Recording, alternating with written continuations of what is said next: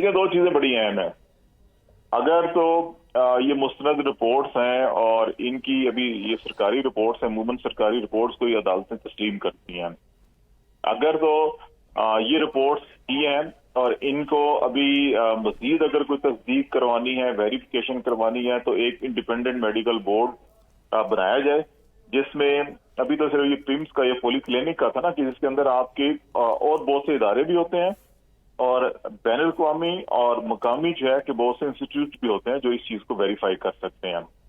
तो वो होना चाहिए, क्योंकि बड़े संगीन इल्जामात हैं और पाकिस्तान की सियासी तारीख इस किस्म के इल्जामात से भरी हुई है। हमने याद है हमें कि ज़िया-उल हक के दौर के अंदर जुल्फ़िकार अली भुट्टो के खिलाफ जो है कि वो मंशियात और शराब का जो है कि इल्जाम लगाया जाता था और उसके ऊपर बड़े संगीन इल्जामात लगाए जाते थे। फिर मोहतरमा बेनज़ीर भुट्टो के ऊपर भी इस्लामी जमहूरी इत्तेहाद के दौर में, नवाज शरीफ साहब के दौर में जितनी गैर अखलाकी कंपेन्स और वो जाली मन घड़त कंपेन चलाई गई, वो भी किसी से ढकी छुपी नहीं है।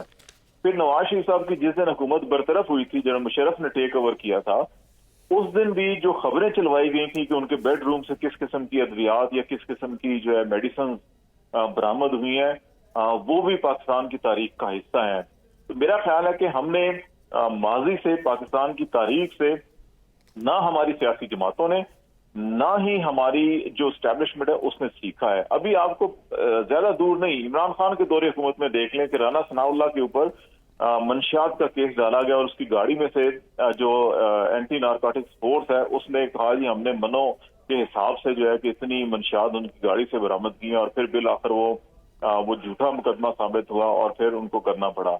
फिर आप ये देख लें कि शर्जील मेमन की हॉस्पिटल से जब वो गिरफ्तारी हुई और कहा गया जी शराब की बोतलें बरामद हुई, फिर बाद में उनका टेस्ट करवाएगा तो वो जो है कि वो शहद निकला।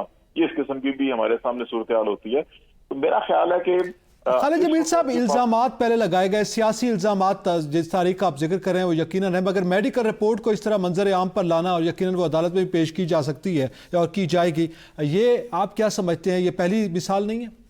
देखें, ये इस दौर के अंदर बहुत से काम पहली बार हो रहे हैं। अभी देखें ना, आपने 2 दिन पहले यूनाइटेड नेशन के इंसानी हकूक कमिश्नर ने जो प्रेस कॉन्फ्रेंस की है, वो ये कह रहे हैं हमारा यहाँ पे रियासत का बयानिया ये है कि इस वक्त पाकिस्तान में आइन की बालादस्ती है और जमहूरियत अपनी आबोताब के साथ चल रही है। अक़वाम मुत्तहिदा ये कह रहा है कि पाकिस्तान के अंदर जमहूरियत बहाल की जाए और आइन पाकिस्तान को बहाल किया जाए। दुनिया ये देख रही है इस वक्त ना पाकिस्तान में जमहूरियत है, ना कानून और आइन की हुक्मरानी। जी, दुनिया कानून और आइन की हुक्मरानी चाहती है और इसके लिए यकीनी तौर पर तनकीद भी की जा रही है। बहुत शुक्रिया, खालिद जमील हमारे साथ मौजूद थे।